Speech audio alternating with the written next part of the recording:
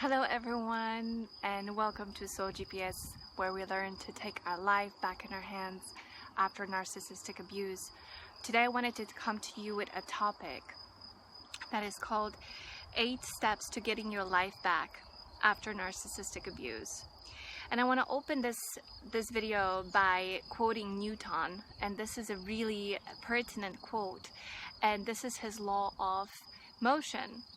And he says this, that objects that are stationary tend to remain stationary, and objects that are in motion tend to remain in motion. So this is important because while we're going through this, we know we need to make a shift, and doing that shift is really difficult. So I want to acknowledge that. But once you get things going, you're going to shift things in your favor. So I hope that this video is going to help you get your ball in motion and really move away from toxicity in your life. So step number 1, really important one. If you just do this one, you're going to go far, and that is to set boundaries. What you want to do is you want to learn to say no. What you want to do is to move away, get away from the influence of this person that's been ruining your life and slowly eroding your identity. And you may notice that once you set boundaries with the person, that primary cause of your suffering, you're going to start to notice that there are a lot of other people who are like that too. You may notice that there are a lot of family members who have been abusing you without you maybe realizing that to the full extent until this happened, right? Maybe your friends are no longer your friends. Maybe you find yourself actually being on your own. It's happened to me, and it's really difficult initially, but it's also a blessing, because most of us have never really had the chance to really get to know ourselves, to understand what our rhythms are, to understand what it is that we really like. One thing about loneliness also, to deal with it, is to realize there's many of us, like people here on this channel, who have gone through this. There's millions of us. So if this helps, I hope that it may allow you to process this a little bit easier, to know that there are so many of us in this, and so you're not really ever alone. You are a message away, or a forum away, or a post or a video away from feeling validated, from feeling like this is really a big community that is growing, unfortunately, right? Fortunately, in the sense that we are all opening our eyes to this phenomenon and are linking our hands together. Unfortunately is the fact that it had to happen this way in the first place. But at the same time, I think it's really opening our eyes to a lot of the abuse that's been taking place, not just in our relationships and in our lives, but also in the world. So I look at it as a good sign. So setting your boundaries is really important. Putting a protective bubble around yourself, and being really picky about the people that you welcome in your life. This is also going to give you a type of self-respect maybe you never had, a type of self-confidence that maybe you never had before, because you were never really feeling like you deserved to say no, right? Your house always had open windows and open doors, and you welcome anyone or anyone to inside, because you wanted to be nice, you wanted to be hospitable.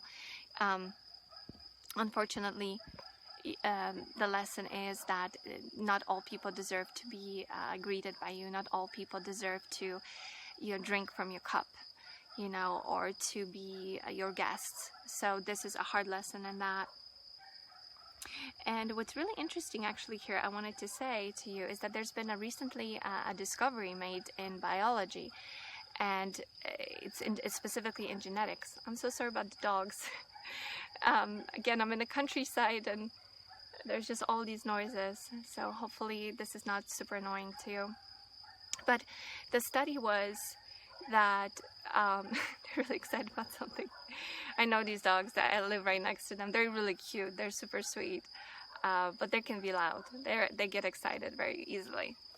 So the study was about a cell, right? And they're trying to find the brain of the cell. So, you know, when you take a human being or any creature that has a brain and you take out their brain, they're dead. Like immediately all functions cease. Everything just screeches to a halt. The person is gone. So they were looking for that inside of a cell, and they thought it was inside of the nucleus of the cell, which is where all the chromosomes are, right? The DNA. So they opened the cell and they took out the DNA, they pulled it out. And what was really interesting that they have noticed is that the cell continued to live just fine, no problem at all, for weeks. So they're like, that is not it, right? So they tried other things, and finally they found it. The brain of the cell is, ready for this? It is the cell wall. It is the cell wall, because it decides what gets in and what gets out. The moment you strip away the cell wall, everything spills out. So your energy spills out, right? And toxins and pathogens from the outside get in, and that is the beginning of your death. I also want to read you a very interesting quote here. I think it's pertinent. I didn't plan on this, but this is super pertinent. And it is a quote by Slavoj Žižek, and he is a Slovenian philosopher. I'm in Slovenia right now, so it's only apt to say this, but it's super, super important, especially as it pertains to the spiritual aspect of connecting with other people, because one of the reasons why I think some of us let the vampire in is because we just had this intention, this innocent, pure intention of wanting to connect with another person. But we weren't taught in our childhood to set healthy boundaries, most likely because our parents didn't have boundaries, right? So we just took after them. And here's what he says. These dogs, oh my gosh.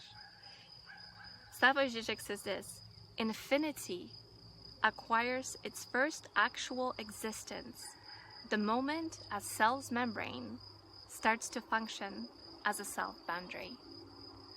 So, pause this video and think about this one.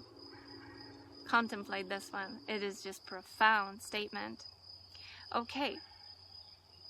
Number 2, get the toxicity out of your system. So the moment you break contact, the moment you move away from that person, you're gonna have to take all of that shit inside. I'm sorry to call it this, but that's what it is. It's a dark, nasty goo that's poison, and get it out of your system. One really good way to do this is by externalization. I say that a lot in my videos, and that means talking to a therapist. It can be, here comes the clock again. It can be engaging a coach if that is affordable and available to you. It can really speed up your recovery. Another thing that really works great is journaling and mirror talk, talking to a friend, right? Somebody who can relate, somebody who can understand. The idea is to get it out. Really journal about what happened, down to the detail, what happened to you. Also, this helps later when your brain hijacks you by trying to forget about the negatives and only remembering the positives. It's the so-called romanticizing the past, and so you only start to ruminate about the good stuff that happened. So when you then read what really happened, right, and take a look at that again, then it's going to remind you that this person is really not worth a second of your time or an ounce of your energy. So it can speed up your recovery. Also, another form of really clearing the debris is through physical movement, dancing, deep breathing, yoga, going on walks. Just by moving your body and speeding up your metabolism, it's going to literally help to metabolize all of those negative chemicals that have been created through the emotional manipulation in the relationship. So move, breathe, get a massage if that's available, join a support group. That's also really helpful in terms of talking about what happened to you. A thing that I recently discovered, speaking of body work, that I find just a total breakthrough, the next level, is flotation tank. I've been hearing about it. I finally tried it, and I think it's way better than a massage, because within a few minutes I carry a lot of pain because I've had a lot of injuries in my life, and also I think a lot of it is connected to the abuse, but like within moments of laying, because you feel like you're weightless, all of the tension drains out of your body, and you understand what it feels to have no pain. It's an amazing feeling, just for your body to remember that, so that it can reconnect with that being in the womb. It's also it can create really deep processing with respect to the mother wound, with respect to a lot of the pain and abuse we've gone through. So I recommend it highly. Number 3 is acknowledge the truth and forgive yourself. So I made the video about just a very recent one called the 8 reasons why you fell into a narcissistic trap. So this really ties in with it, you know, because the truth is that we have been, you know, we've been tricked, we've been manipulated, we've been abused, we've been molested, you know, our high pain threshold and our best qualities have worked to our disadvantage here, right? And we saw people as reflection of us, which allowed them to fly under the radar. Our best traits were used against us, like empathy, high sociability, openness, our desire to explore, right? And we didn't realize that we were in the game. So we need to forgive ourselves and not berate ourselves for getting into the situation in the first place, because we were outmaneuvered on so many levels that it's like too many to count. And sometimes we can also get caught up in trying to unravel this puzzle, and to try to understand how the narcissist mind works. And I actually made a video about this.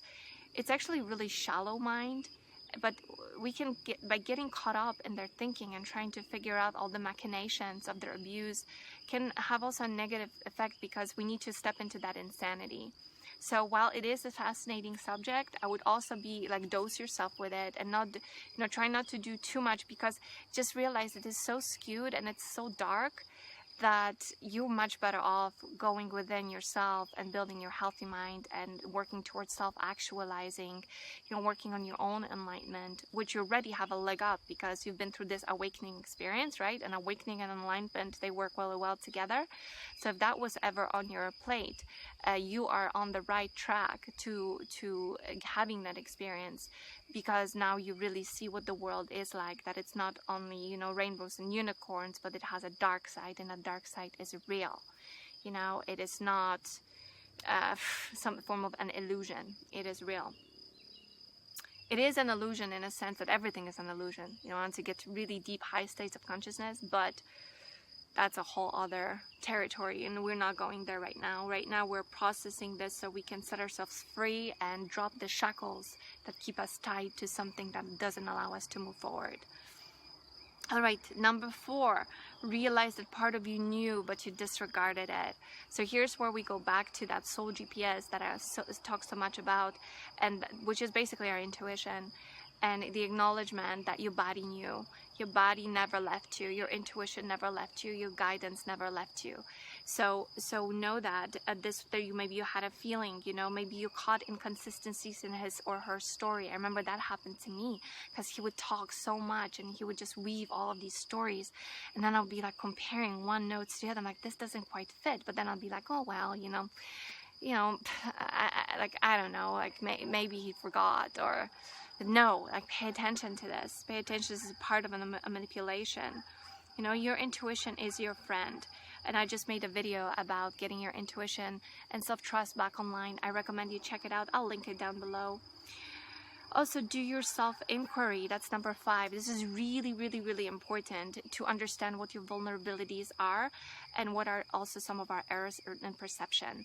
You know, not all of us are perfect. We have a kind of sort of scratched up lens, like over the time as we grow up, you know, we're exposed to so many lies, we're exposed to so many prejudices, so many biases. We take it from our family, then we go through schooling, which in some ways is great because we're exposed to knowledge, but in some ways it stunts our progress, because we're forced to sometimes study things that are just not really good for us, not to mention the fact that, you know, the whole, you know, how teachers treat the kids and how they take a lot of their anger on them, and, you know, the whole thing.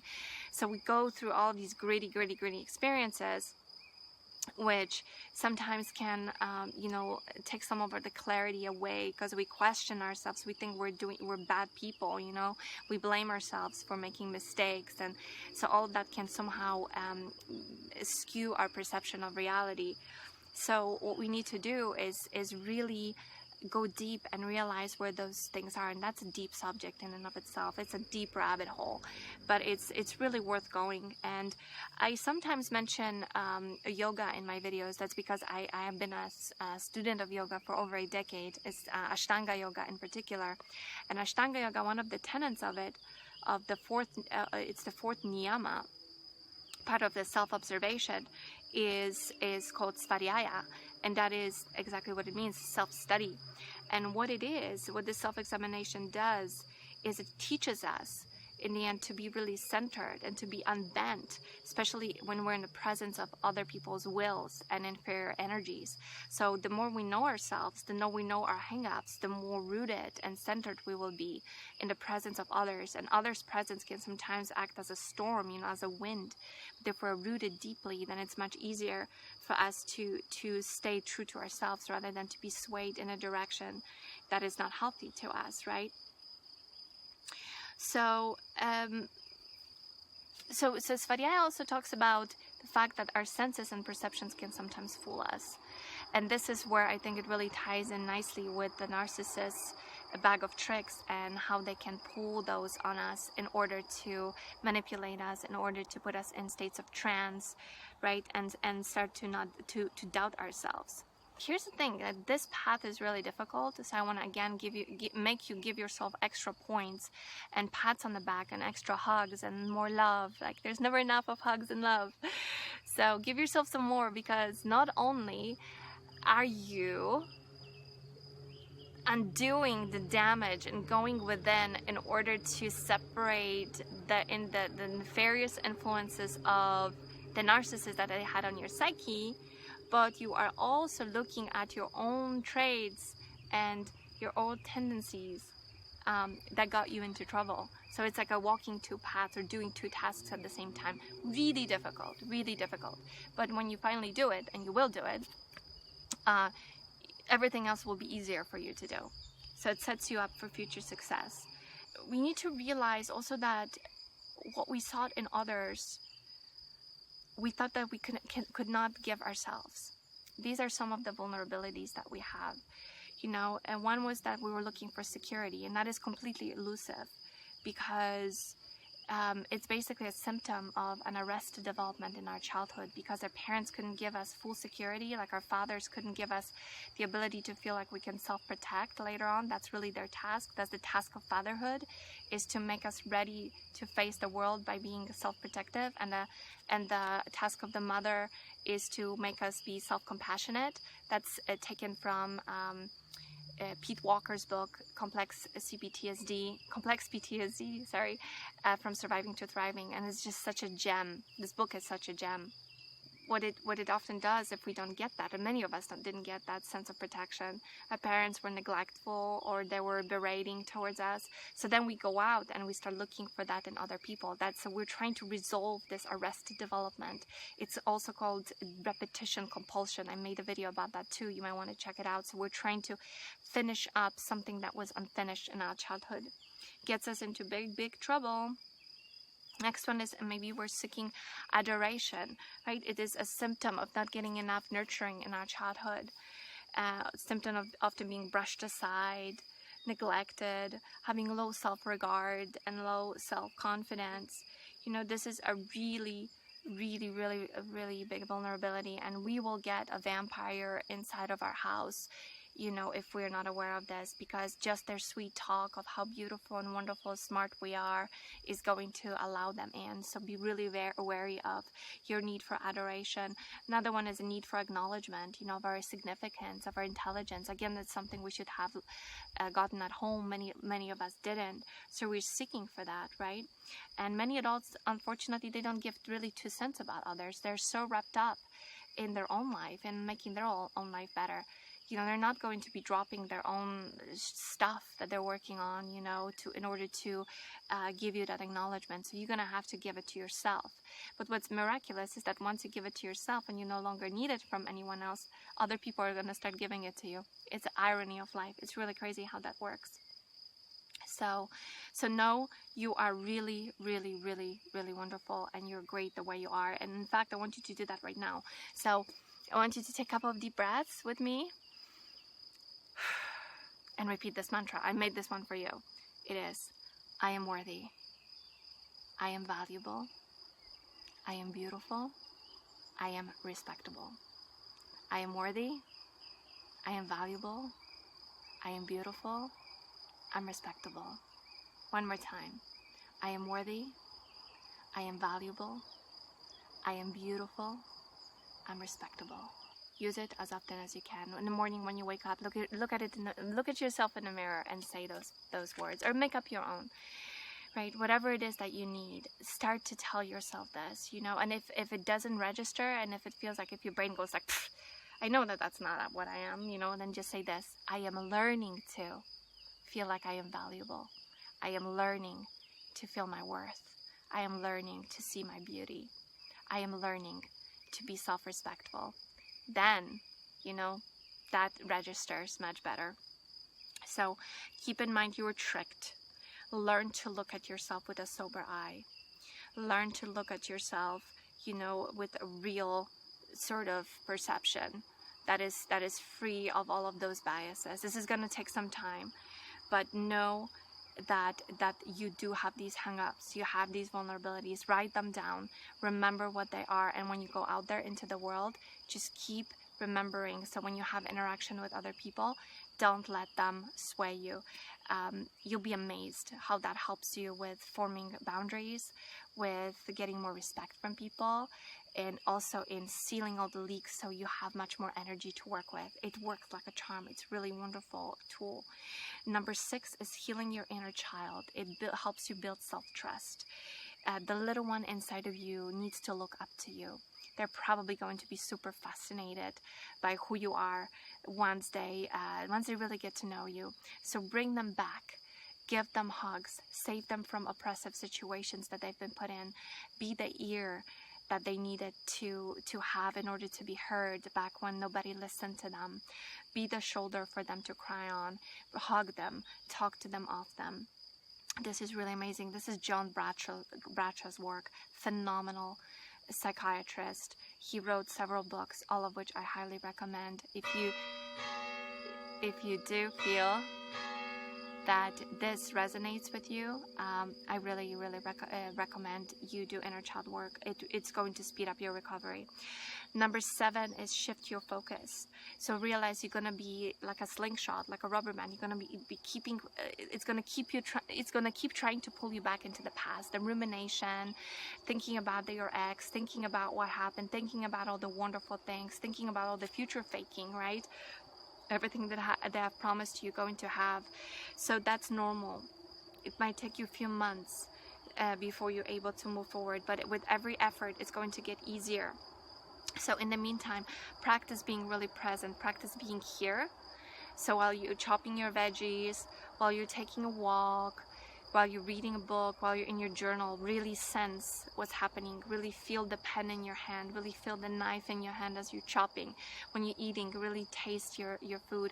That's practice of mindfulness. It is phenomenal practice. And I noticed that within a couple of days of doing it, just the vibe in my home, just the vibe in my body shifted. It's really great. And also, focus on the future. Focus on your future. The cognitive dissonance and the trauma bond are going to keep trying to pull you into the past. But when you do focus on your future, it's going to lessen. The idea is to become the hero of your life. The idea is to use this experience as a calling towards something greater, towards becoming a more intelligent, more rounded, more aware person, maybe who can help on other people. This is such an epidemic. We need more people talking about this. So this is your opportunity to become a true example for other people to emulate, true example of being a brave, courageous individual who really overcame a massive obstacle. Number 8 is practice listening to your inner voice. So this is about sharpening your intuition. So when you're faced with a choice, really see how your body responds. I talk about these really simple things, exercises like, do I want to eat an apple or a banana? Do I want to listen to this music or that music? Maybe silence is better for me right now. Do I want to watch this movie or that? Do I want to read this book or that one? Notice what feels better for you, and that is going to keep moving you forward in the right direction. You know, you need to learn, relearn who you really are, because a lot of us have gotten lost in the preferences of another. We forgot what it is that we really like because we wanted to please other people. So when they told us, hey, let's do this, or hey, let's have this, you were like, okay, but deep inside you wanted something else. Now is your time to have what you want. Another thing you can do is I did that. I put in my calendar and on my phone reminders that like every other day at certain times I would ask myself, how do I feel? That also helps with being connected with yourself, you know. And then you have to give 3 adjectives. So how do I feel right now? You could feel, I'm afraid, I'm anxious, you know, and I'm confused. And another day it might be, I am optimistic, I am lighter, and I am more honest with myself, right? So like this is going to also allow you to mentally track your progress. You can even write those things down, so then you can see how you have moved over the years, over the days and the weeks and then the months. All right, I have 2 more for you. Another long video. Wow. Okay, this is a really, really cool one. I'm going to provide you with a link to an article that I have found on the subject. This deals with your vagus nerve, which is the biggest nerve in your body. And this nerve, it connects all of your organs in the body except for your thyroid and except for your adrenals. The reason why is because your thyroid and your adrenals are part of the sympathetic nervous system. So the sympathetic part of the autonomic nervous system is the part that's responsible for anxiety. It's the fight or flight part of your system. This is what kicks in when we're afraid, when we're anxious, when something goes wrong, is we need those chemicals to get us ready for action. This is the place where we don't rest. This is the place where that shuts off all of our body's natural, normal functioning. So we don't ovulate, we don't digest, we usually tend to breathe really shallow, our thinking is impaired. This is the state to which we were conditioned during abuse. So we have the propensity to be more in the sympathetic nervous system dynamic.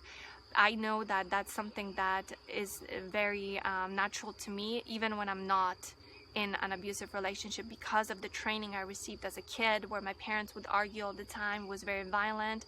I would get woken up in the middle of the night, so my body was always on, was always waiting, was always on alert for problems. So the parasympathetic system is what saves us, what puts us in a state of digestion and rest. So that's where we rest and digest. That's where our thinking and our creativity arise. That's where all the functions of the body return to their normal state, to their normal harmony. And all of them are connected with the vagus nerve. So if we focus on stimulating the vagus nerve, we can restore the parasympathetic dynamic in our body. Isn't that fabulous? So there are certain things you can do in order to induce that. A few that I'm going to say, I'm going to tell you 3 of my favorites. Actually, they're the 3 that I remember because I do them all the time. There are more. So again, I will make a link. I will link this article to this video, and that is deep breathing. Deep breathing, especially the exhale, a long exhale, turns on the vagus nerve. Second thing is, this is not a pleasant one, but it works, and that is cold showers. So after you have a hot shower, douse yourself with a cold shower, ideally for about 30 seconds. And then when you turn it off, your body is going to get into that really, really nice state. It's kind of like you're like a leaf falling from the sky, you know, or a snowflake falling. It's a really calming experience, really good for your vagus nerve. And then last one, it's really easy, is to lay on your right side. For some reason, when we lay on our right side, especially in like a fetal position, I think that now I know why in yoga, you know, as we finish up a yoga practice, they say, turn on your right side, right? After you do your corpse pose. I think that's the reason. It's because it kicks in this is that last little boost of relaxation you get to last you through the days, to lay on your right side. So these are the main, I think we actually have more than 8. I said 8 steps, but this is actually 10 steps of getting your life back after narc abuse. So these are, consider them bonus. The last one is be patient. Be patient with yourself. You know, don't try to scale this summit in one day. You know, nobody climbed the Mount Everest in a day. It takes months, maybe not just the climbing, but definitely months of preparation. So be patient with yourself. You know that you're doing a really, really deep, important work, and know that you are doing the work for basically you're undoing the damage from the time you were born, right? None of us had really a perfect upbringing. So maybe you had a wonderful life, and just in the last few months you came across a really terrible character who turned your life upside down. Wherever it is that you come from, this work is going to allow you to not only heal yourself from all the misdoings that happened to you in the past, but it will also set you up for a much better future.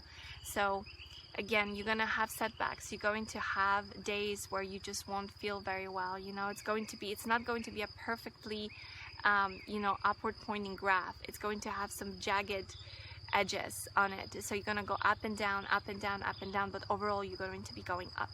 So know you're on the right path. If you're feeling sick, nauseous, angry, that means that your emotions are really needing your attention right now. The storm will pass, the rain will pass, and then the sunshine will come out. So thank you so much for staying with me through this another long video. I hope it helped you. I really tried to put together the best gems that have helped me on the journey and have helped others, and things that can really help you. So let me know what you thought. Let me know if this is having an impact on your own experience. Tell us other tools that you have used for yourself in your own life, so that we can all share them with each other and help ourselves as we move through this experience into the higher levels of existence for us, for others, and for all future generations. Thank you so much, and remember to let your inner compass guide you. Take care. Sending you a lot of love. Bye bye.